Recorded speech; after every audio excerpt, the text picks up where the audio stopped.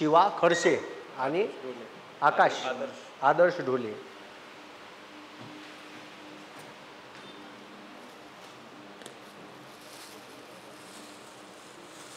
चालू केलं का रे? नमस्कार बे पोट्यो. पुन्हा आपल्या क्लासचे 2 विद्यार्थी पोलीस भरती सिलेक्ट झाले. कालच त्याचा फोन आला होता. आज अचानक बॅच होती तर म्हणून त्याला बोलावलं. ठीक आहे. एक आहे हा शिवा खडसे, आपल्या क्लासले होता 2019च्या बॅचले, आणि तो सिलेक्ट झाला. कुठं झाला select? Nandurbar, Nagpur, SRPF, Pune driver. 3 ठिकाणी सिलेक्ट झाला म्हणते. नंदुरबार, नागपूर आणि नागपूर SRPF ग्रुप 4 ले, आणि अजून मुंबई पुणे डायव्हर आणि नंदुरबार सिटीमध्ये कोणतं जॉईन करायचं? नंदुरबार सिटी जॉईन करायचं का? बरं. आणि हा आहे तुझं नाव? आदर्श ढोले. हा ऑनलाईन क्लासचा विद्यार्थी आहे. याचा सोबती आपल्या क्लासले होता, तो लागला आणि यांना ऑनलाईन क्लास पुलगावला जॉईन केले होते. वर्धेपासून जवळच आहे पुलगाव. तर तिथं तो आपले ऑनलाईन क्लास करून यूट्यूबवर व्हिडिओ पाहून अभ्यास करत होता. त्याचंही सिलेक्शन झालं. तुझं कुठं झालं? अमरावती SRPF गट क्रमांक 9. अमरावती SRPF गट क्रमांक 9ला. ठीक आहे. अमरावती SRPF गट क्रमांक 9ला त्याचं सिलेक्शन झालं आहे. या दोघांचंही. ठीक आहे. फिनिक्स अकॅडमीतर्फे टाळ्या वाजवून जोरदार स्वागत करा. चला, धन्यवाद. आणि खालतं काही फुकटे लोक कमेंट्स मारतात का सरच्या क्लासचे विद्यार्थी नाही होय, तर त्या पोट्याला जाऊन विचारा. खालतं मी नंबर देतो. ठीक आहे. म्हणजे लोकायले पोरं लागले क्लासचे तर ते बी पचत नाही. तर त्या जे शायने आहे कमेंट्स करणारे त्यानं त्या विद्यार्थ्याची भेट घ्यावं आणि मायामागं विचारावं. तर म्हणजे दुरून डोंगर दुनियाले साजरं दिसत असते, पण त्याच्या मागचा संघर्ष दिसत नाही. ठीक आहे. तर कोण्याही क्लासचे आणून उभे केले बा, का केले बा, तर त्याचा नंबर देतो आणि त्याला फोन करून विचारा का कोणाचे व्हिडिओ पाहिले किंवा कोणाच्या क्लासमधून लागले. ठीक आहे. ह्या एक आला, तिसराही आला लागलेला. ये रे बा.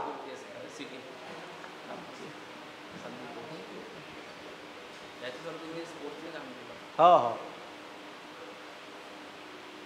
ये. आता मी हार दोनच आणले रे. दोघात तुझ्या फोनच नाही आला. तिसरा विद्यार्थी लागला आहे. या स्पोर्टमधून लागला का तू? हां हां नागपूर सिटी.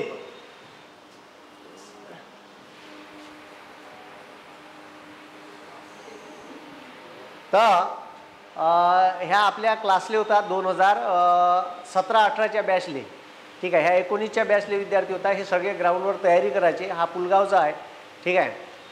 शिवा खडसे, आदर्श ढोणे आणि संदीप खेडकर खेरडे. कोण्या गावचा? पिंपळखुटा. आर्वी रोडवर पिंपळखुटा आहे. आणि इथं लायब्ररी चालू केली होती त्यानं वर्धेत. चांगली लायब्ररी चालायची, अभ्यास करायचा, ग्राउंडची तयारी करायचा. आणि स्पोर्टमध्ये याचा प्रॉब्लेम झाला होता. मी व्हिडिओ टाकला होता का स्पोर्टमध्ये विद्यार्थ्याचे व्हेरिफिकेशनसाठी गेलेले जे काही सर्टिफिकेट असतात ते सगळे थांबवून ठेवले होते. म्हणजे काही अधिकारी पैशाची मागणी करून राहिले होते. तर आपण डायरेक्ट फोन केला तर त्यानं सगळं काम ते डायरेक्ट जाग्यावर आणून सगळ्या पोरायले, जे पोरं ऑथेंटिक होते त्याले सर्टिफिकेट देत नव्हते. तर आता ठीक आहे, त्याचंही सिलेक्शन झालं आहे. हे तिन्ही पोरं लागले. दररोज रिझल्ट एका ठिकाणचे येत आहे. तर आपल्या क्लासचे मागच्या वर्षी तर 100 लागले. मला वाटते यावर्षी हा आकडा जास्त जाईल. ठीक आहे. आतापर्यंतच 50-55 पोरं जवळपास आपण नुसते सत्कार घेऊनच सोडले आहे.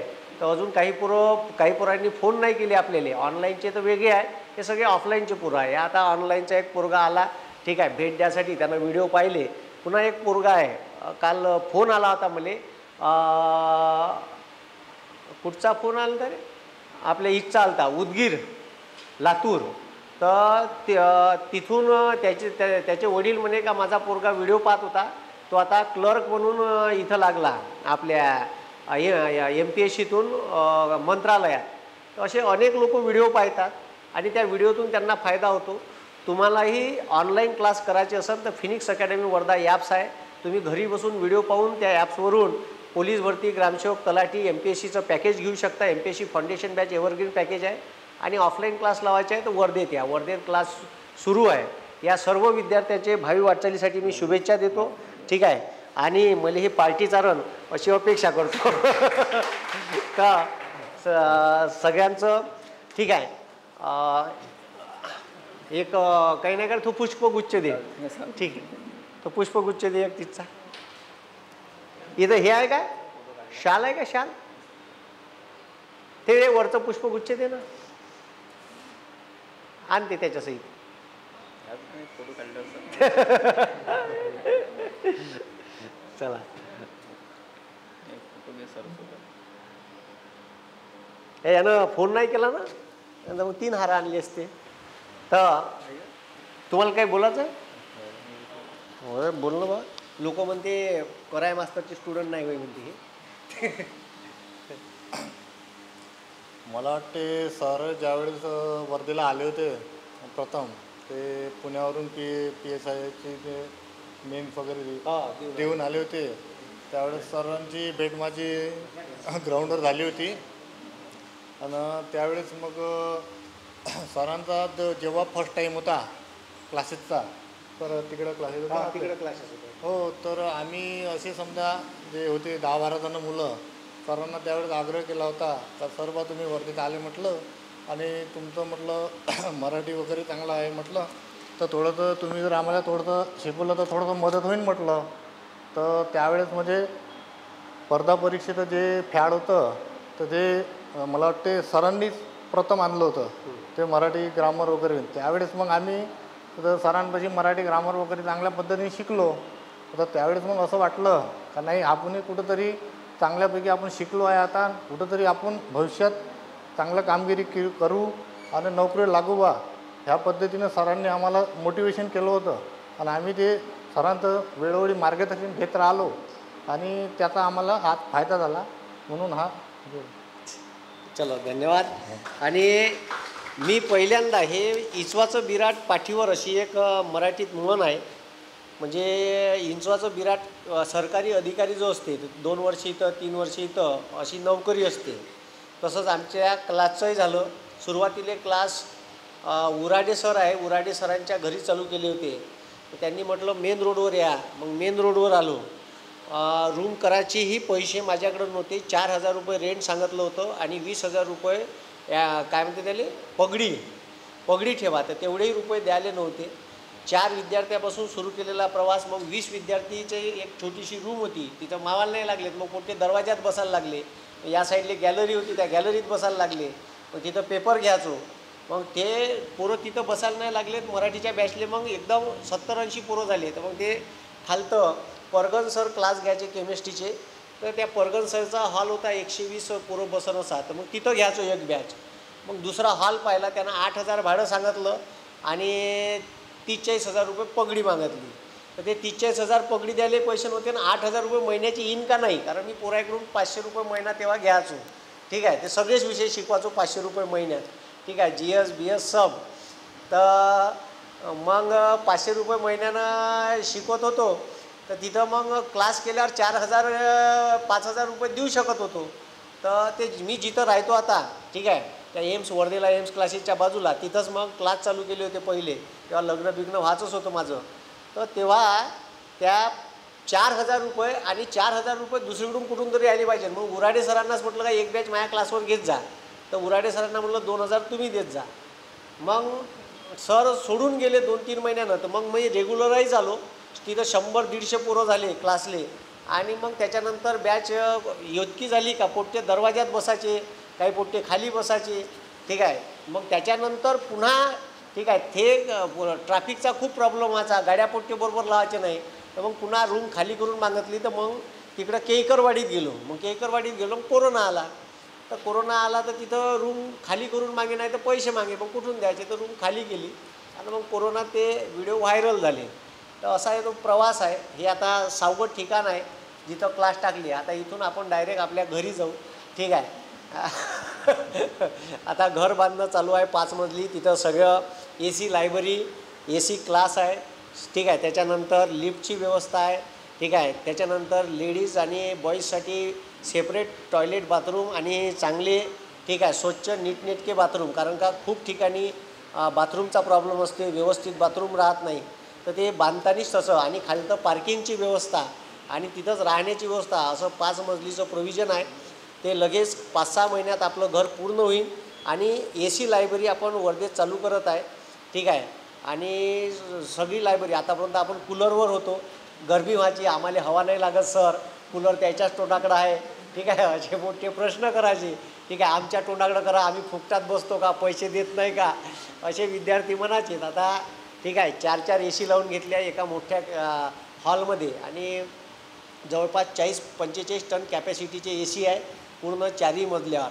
त्याच्यामुळे ती बिल्डिंग आता ठीक आहे 5-6 महिन्यात कंप्लीट करायचं प्रोव्हिजन आहे. मार्च महिन्याच्या आत ठीक आहे बिल्डिंग कंप्लीट होईल आपली आणि आपण तिथं शिफ्ट होऊ, या पद्धतीनं काम चालू आहे. आणि ते विद्यार्थ्यासाठीच आहे, म्हणजे तसं प्रोव्हिजन केलं. 2 classroom, staff room, guest room हे सगळं तिथं व्यवस्था त्या बिल्डिंगमध्ये केली आहे. कारण आतापर्यंत आपण भाड्यानंच आलो, आजपर्यंत एक प्लॉट आणि एक घर एवढंच आयुष्यात झालं, ठीक आहे. इमानदारीच्या पैशावर 2 नंबरचे असते तर अजून 2-4 मजले बांधून टाकले असते त्याच्यावर. तर म्हणून ह्या पोरायच्या सहयोगातून आणि हे जे व्हिडिओ मार्फत या महाराष्ट्रातल्या लोकांचं प्रेम भेटलं, त्याच्यातून हे आपली बिल्डिंग उभी झाली, ठीक आहे. आणि हे विद्यार्थी नेहमीच आता कंटिन्यू आपल्या क्लासचे रिझल्ट कुठं नाही कुठे येणं चालू आहे. कालच 2 पोरं लेखाधिकारी लागले ऑडिटर म्हणून, ठीक आहे. आज हे 3 पोरं पुन्हा पोलीसमध्ये लागले, पुन्हा रिझल्ट चालू आहे, ठीक आहे. एक रिझल्ट आला का, ठीक आहे. आणि काही एका पोरानं कमेंट्स केली होती का सर, ठीक आहे, सरकार जागा नाही काढत, आता BJP सरकारनं जागा काढल्या. तर BJP सरकारचा आम्ही ठीक आहे मनापासून धन्यवाद देतो का तुम्ही जागा काढल्या, पण 9 वर्ष झाले जागा काढल्या नाही. ह्या पोराला विचारा, 2013 क्लास टाकले आणि ह्या 14पासून क्लासले आहे, ह्या तवापासून तयारी करून राहिला, ठीक आहे. 3 भरत्या, किती भरत्या झाल्या 14पासून, तर 3 भरत्या झाल्या. ही 4थी भरती होय मोठी, ठीक आहे. नाही तर मग तवापासून भरत्याच नाही झाल्या, आहे ना रे. भरत्यात नाही झाला. आणि माझा त्यावेळेस पण स्कोर चांगला येत होता, पण जागेचा तुतवडा असल्या जागा कमी निघत होत्या, म्हणजे 4000 5000 जागा निघाल्या. तर मग ते हाय जायची लिस्ट, ठीक आहे. मग जागाच किती राहायच्या, आता वर्धा जिल्ह्यात 22 जागा, ठीक आहे. यवतमाळ जिल्ह्यात ठीक आहे खूप झाल्या, आता 35 जागा. मग त्या जागेमध्ये पोरं लागायची नाही, एकदम हाय लिस्ट जायची, एकदम क्रीम पोरं चालले जायचे. तर म्हणून थोड्या थोड्या पोरं राहत होते, जागाच निघत नव्हत्या, ठीक आहे. आता कुठं मग 75,000ची या 9 वर्षाच्या नंतर काढली शासनानं. म्हणजे जे लोक असे आंधळ्या विचारसरणीचे आहेत, त्याला माहीतच नाही स्पर्धा परीक्षेचा का तमाशा चालू आहे, तर त्यानं फुकट कमेंट्स करू नये, ठीक आहे. ज्याचं ज्ञान नाही त्याच्याबाबत बोलण्यात अर्थ नाही. पहिले त्याचा माहिती करून घ्यायची आणि मग ज्ञान पाजायचं तिथं YouTube, Facebook आणि Instagramच्या खाली.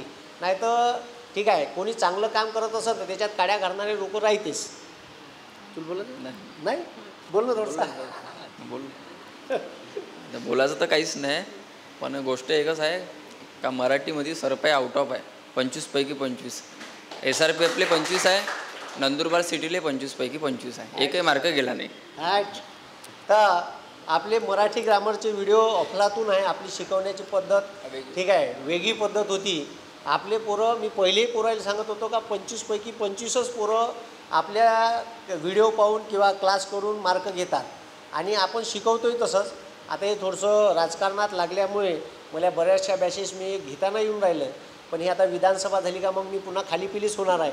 मग काही मला कोणतं काम नाही, तर मग पुन्हा आपण रेग्युलाइज क्लासेस चालू करू. मराठी ग्रामरची बॅच जी आहे जी मी आता चालू केली, तर ती अर्धी केली आणि अर्धी घेतली नाही. तर ते आपल्या इथं स्टाफ आता ठेवला आहे, स्टाफनं चालू आहे. कारण मीच सगळे सब्जेक्ट शिकवायचो आणि कंटिन्यू दिवसभर 7-8 तास कंटिन्यू शिकवायचो. मग कुठं बाहेर फटकालाही नव्हतं भेटत रविवारशिवाय. तर म्हणून हे विधानसभा इलेक्शनपर्यंत थोडंसं बिजी आहे. मग त्याच्यानंतर आपण इथं ऑफलाईन बॅचच्या आणि आपल्या जे विद्यार्थी ऑफलाईनचे आहे त्या ऑफलाईनच्या विद्यार्थ्यांना ऑनलाईनचं पॅकेज ठीक आहे. मी मिनिमम पैशात जर तुम्ही पैसे फुलफिल केले असाल तर 3,000 रुपये सांगितले आहे ते द्यायचे आणि 15,000 रुपयाचं पॅकेज तुम्ही 3,000 रुपयात मग घ्यायचं. तुम्हाला रिव्हिजनसाठी ते कामी येईल. हॅलो, माझं नाव आदर्श दीपकराव ढोणे, मी राहणार पुलगाव. मी मागच्या वेळेस मुंबईला 1 मार्काने वेटिंगला होतो.